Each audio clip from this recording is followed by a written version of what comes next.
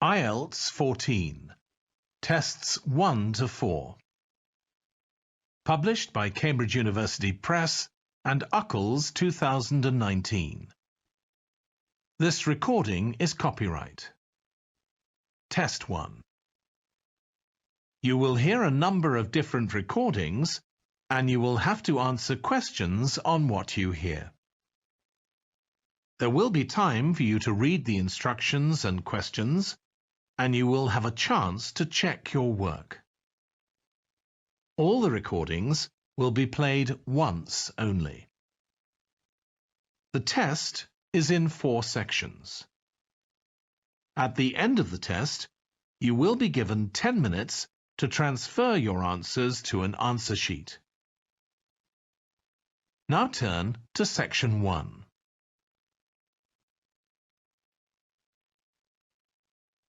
Section 1. You will hear a woman reporting a theft to an officer in a police station. First, you have some time to look at questions 1 to 3.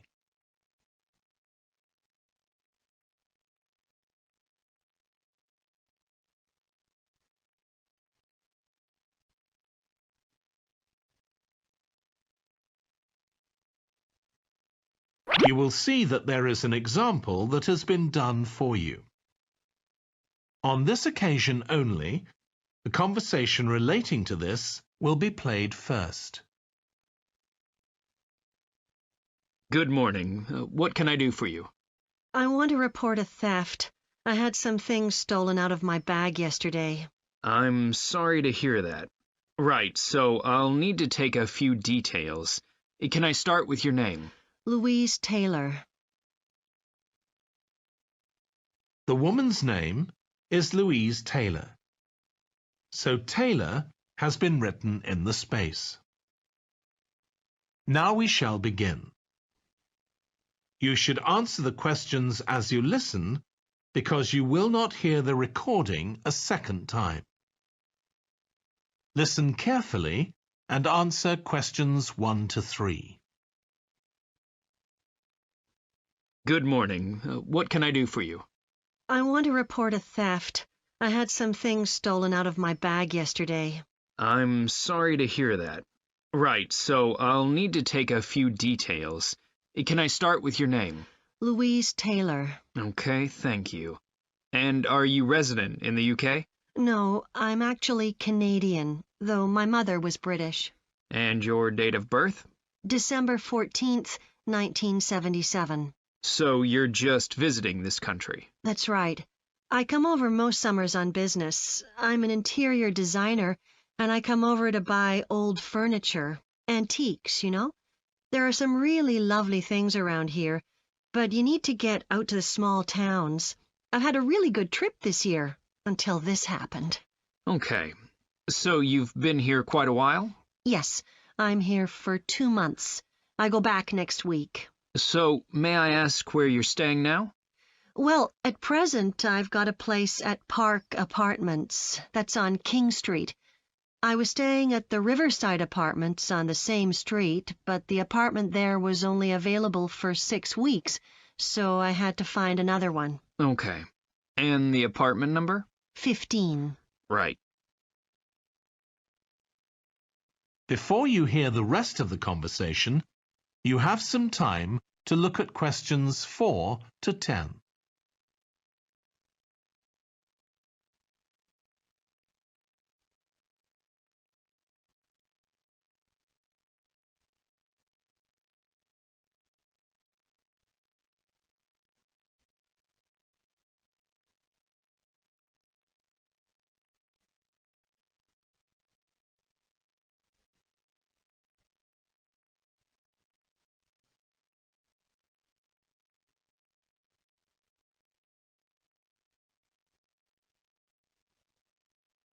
Now listen and answer questions 4 to 10. Now, I need to take some details of the theft. So, you said you had some things stolen out of your bag? That's right.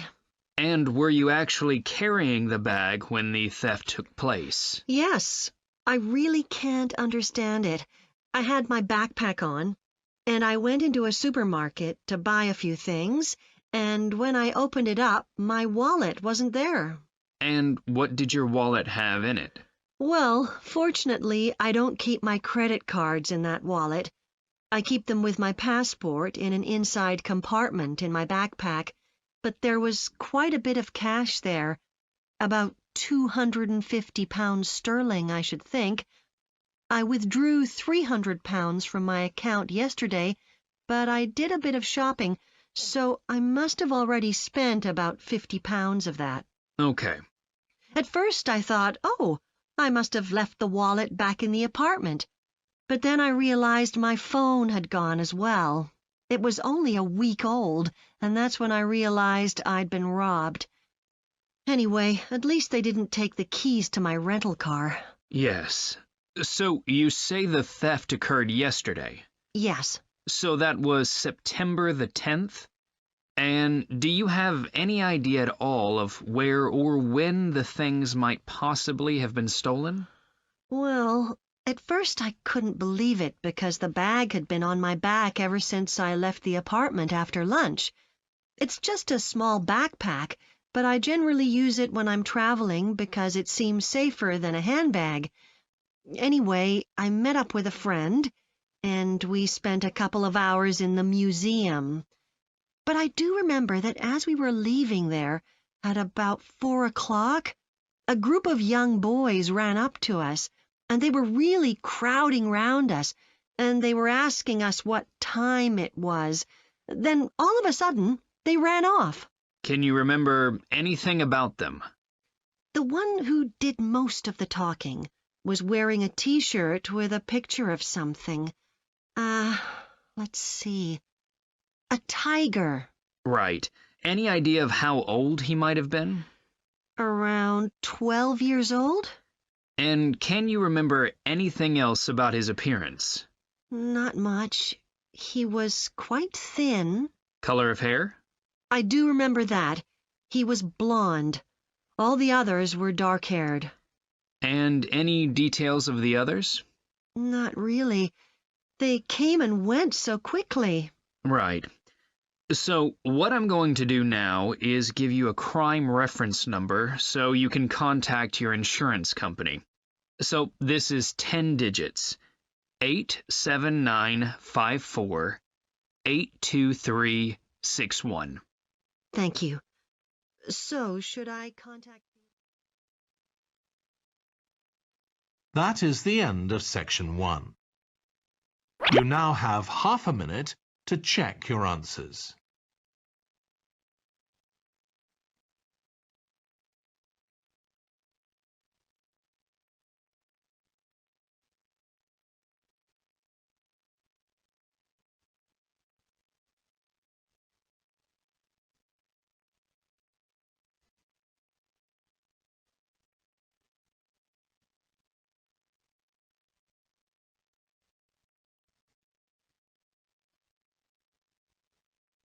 Now turn to section 2.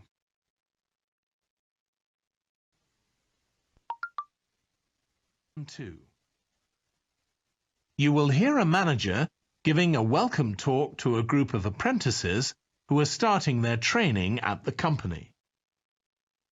First, you have some time to look at questions 11 to 14.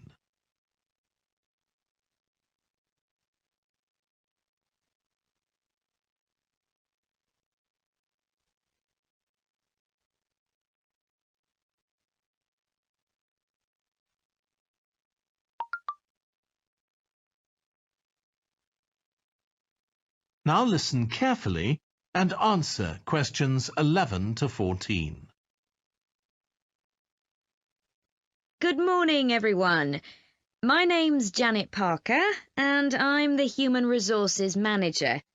We're very happy to welcome you to your new apprenticeship. I hope that the next 6 months will be a positive and enjoyable experience for you. I'd like to start with some general advice about being an apprentice. Most of you have very little or no experience of working for a big organisation, and the first week or so may be quite challenging. There will be a lot of new information to take in, but don't worry too much about trying to remember everything. The important thing is to check with someone if you're not sure what to do. You'll find your supervisor is very approachable and won't mind explaining things or helping you out. You're here to learn, so make the most of that opportunity. You'll be spending time in different departments during your first week, so make an effort to talk to as many people as possible about their work. You'll make some new friends and find out lots of useful information. As well as having a supervisor, you'll each be assigned a mentor. This person will be someone who's recently completed an apprenticeship, and you'll meet with them on a weekly basis. Their role is to provide help and support throughout your apprenticeship. Of course, this doesn't mean they'll actually do any of your work for you. Instead, they'll be asking you about what goals you've achieved so far, as well as helping you to identify any areas for improvement. You can also discuss your more long-term ambitions with them as well. Before you hear the rest of the talk, you have some time to look at questions 15 to 20.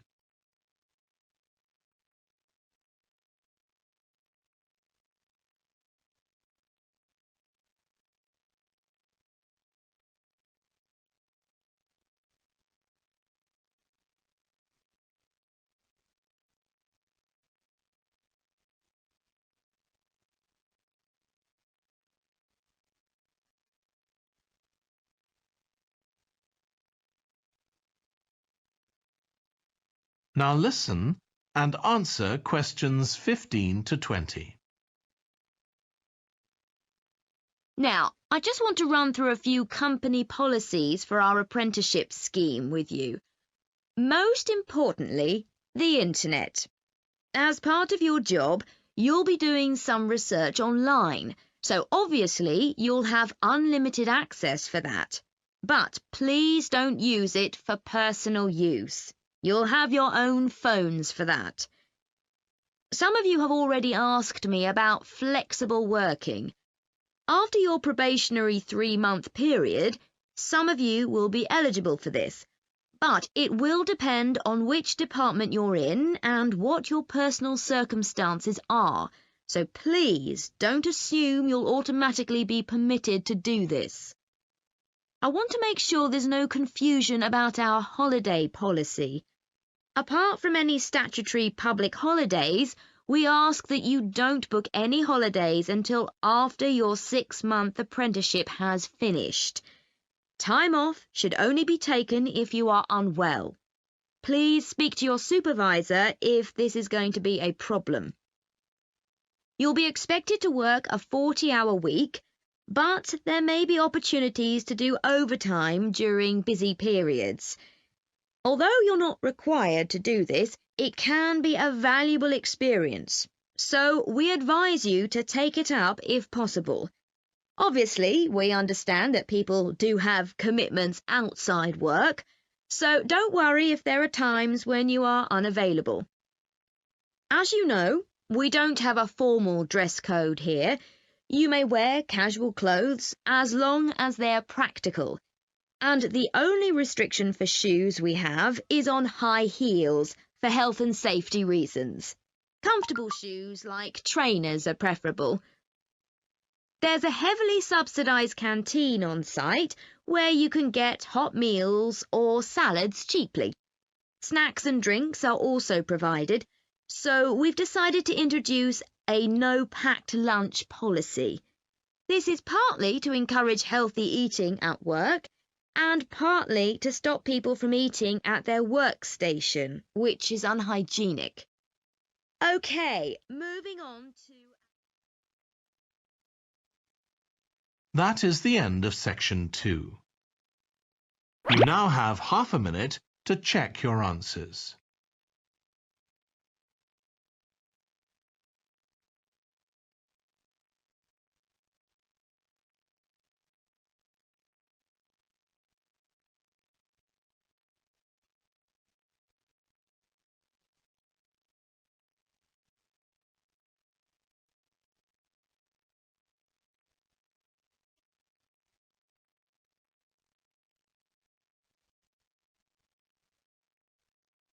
Now turn to Section 3.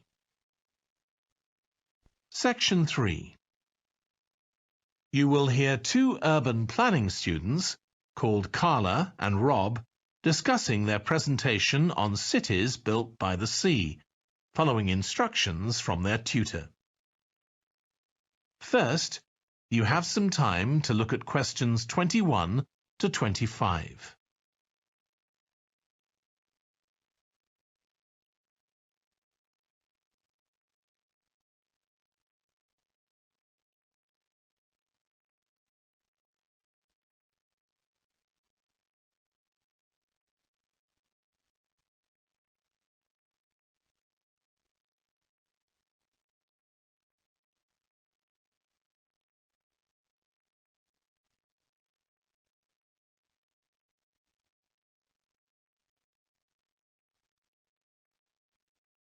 Now listen carefully and answer questions 21 to 25. Okay, so what I'd like you to do now is to talk to your partner about your presentations on urban planning. You should have done most of the reading now, so I'd like you to share your ideas and talk about the structure of your presentation and what you need to do next. OK, Rob, I'm glad we chose quite a specific topic, cities built next to the sea. It made it much easier to find relevant information. Yeah, and cities are growing so quickly. I mean, we know that more than half the world's population lives in cities now. Yeah, though that's all cities, not just ones on the coast. But most of the biggest cities are actually built by the sea. I'd not realised that before. Nor me. And what's more, a lot of them are built at places where rivers come out into the sea, but apparently this can be a problem. Why? Well, as the city expands, agriculture and industry tend to spread further inland along the rivers, and so agriculture moves even further inland up the river. That's not necessarily a problem, except it means more and more pollutants are discharged into the rivers. So these are brought downstream to the cities? Right. Did you read that article about Miami on the east coast of the USA? No. Well, apparently back in the 1950s, they built channels to drain away the water in case of flooding. Sounds sensible. Yeah, they spent quite a lot of money on them, but what they didn't take into account was global warming. So they built the drainage channels too close to sea level, and now sea levels are rising, they're more or less useless. If there's a lot of rain, the water can't run away. There's nowhere for it to go. The whole design was faulty. So what are the authorities doing about it now? I don't know. I did read that they're aiming to stop disposing of wastewater into the ocean over the next 10 years. But that won't help with flood prevention now, will it? No, really, they just need to find the money for something to replace the drainage channels in order to protect against flooding now. But in the long term, they need to consider the whole ecosystem. Right. Really, though, coastal cities can't deal with their problems on their own, can they? I mean, they've got to start acting together at an international level instead of just doing their own thing. Absolutely. The thing is, everyone knows what the problems are, and environmentalists have a pretty good idea of what we should be doing about them, so they should be able to work together to some extent. But it's going to be a long time before countries come to a decision on what principles they're prepared to abide by. Yeah, if they ever do.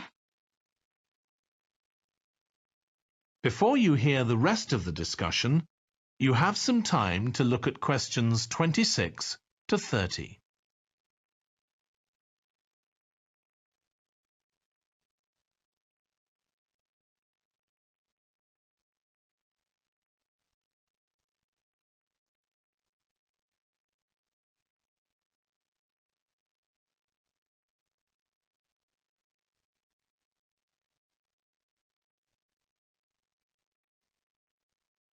Now listen and answer questions 26 to 30. So, I think we've probably got enough for our presentation. It's only 15 minutes. OK, so I suppose we'll begin with some general historical background about why coastal cities were established. But we don't want to spend too long on that. The other students will already know a bit about it. It's all to do with communications and so on. Yes. We should mention some geographical factors, things like wetlands and river estuaries and coastal erosion and so on. We could have some maps of different cities with these features marked. On a handout, you mean? Or some slides everyone can see? Yeah, that'd be better. It'd be good to go into past mistakes in a bit more detail. Did you read that case study of the problems there were in New Orleans with flooding a few years ago? Yes, we could use that as the basis for that part of the talk. I don't think the other students will have read it, but they'll remember hearing about the flooding at the time. Okay. So that's probably enough background. So then we'll go on to talk about what action's been taken to deal with the problems of coastal cities. Okay. What else do we need to talk about? Maybe something on future risks, looking more at the long term if populations continue to grow? Yeah, we'll need to do a bit of work there. I haven't got much information. Have you? No, we'll need to look at some websites. Shouldn't take too long. Okay. And I think we should end by talking about international implications. Maybe we could ask people in the audience. We've got people from quite a lot of different places. That'd be interesting if we have time, yes. So now, shall we go on? That is the end of section 3. You now have half a minute to check your answers.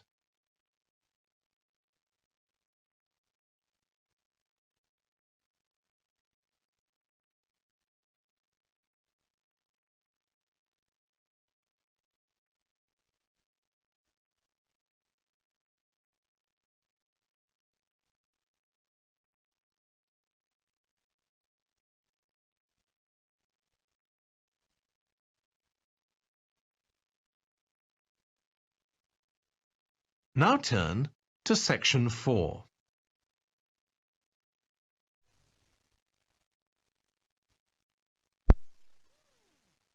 You will hear part of a lecture on renewable energy that uses the power of the sea. First, you have some time to look at questions 31 to 40.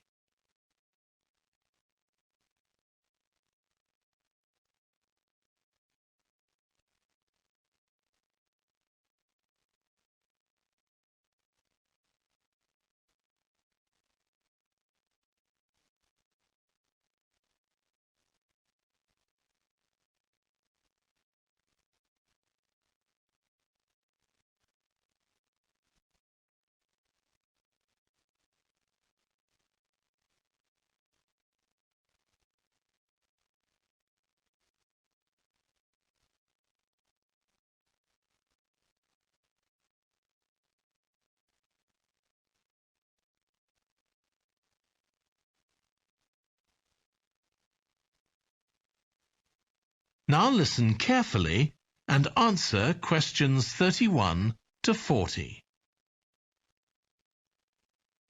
Producing enough energy to meet our needs has become a serious problem. Demand is rising rapidly because of the world's increasing population and expanding industry. Burning fossil fuels like gas, coal and oil seriously damages the environment, and they'll eventually run out. For a number of years now, scientists have been working out how we can derive energy from renewable sources, such as the sun and wind, without causing pollution. Today, I'll outline marine renewable energy, also called ocean energy, which harnesses the movement of the oceans. Marine renewable energy can be divided into 3 main categories: wave energy, tidal energy, and ocean thermal energy conversion. And I'll say a few words about each one. First, wave energy. Numerous devices have been invented to harvest wave energy, with names such as Wave Dragon, the Penguin, and Mighty Whale. And research is going on to try and come up with a really efficient method. This form of energy has plenty of potential, as the source is constant, and there's no danger of waves coming to a standstill.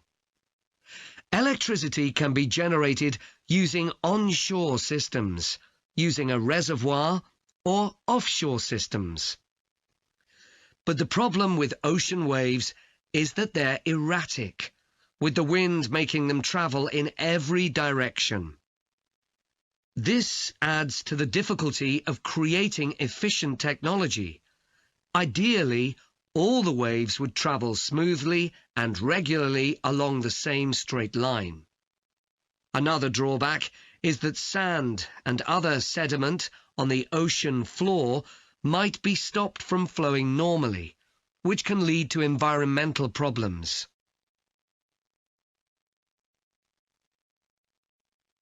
The second category of marine energy that I'll mention is tidal energy. One major advantage of using the tide, rather than waves, as a source of energy, is that it's predictable. We know the exact times of high and low tides for years to come.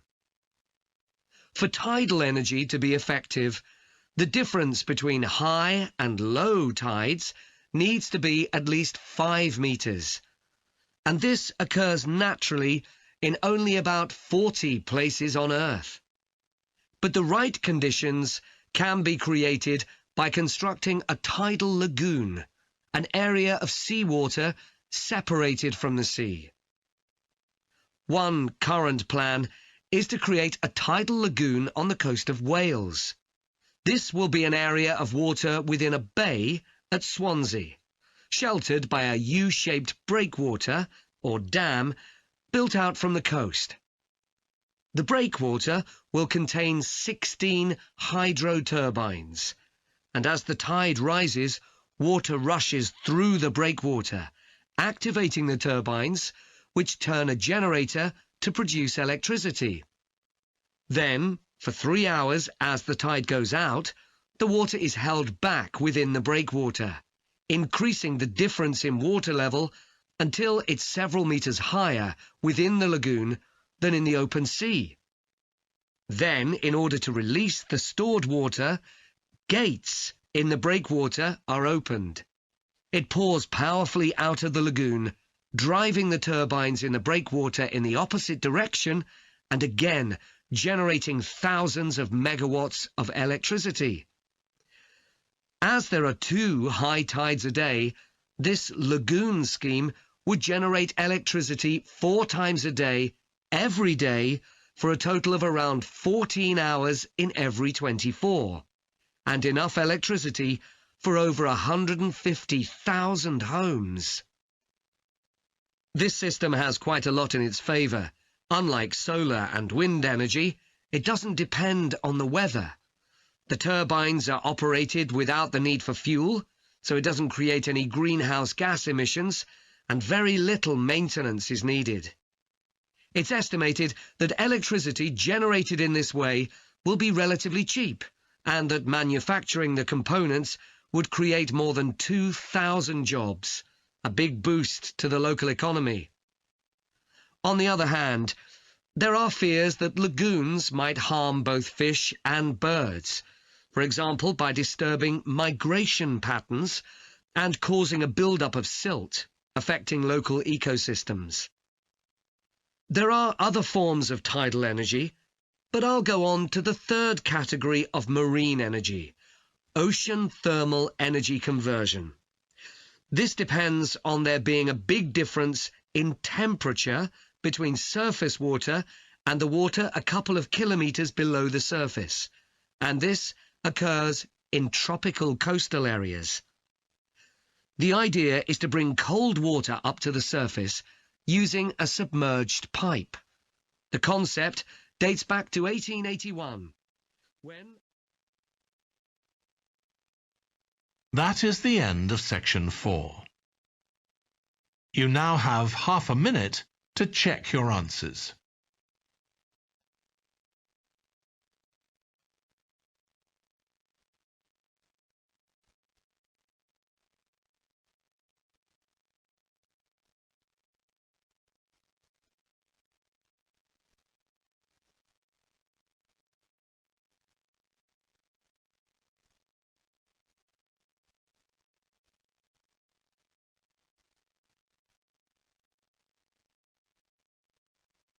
That is the end of the listening test. In the IELTS test, you would now have 10 minutes to transfer your answers to the answer sheet. 5, 4, 3, 2, 1.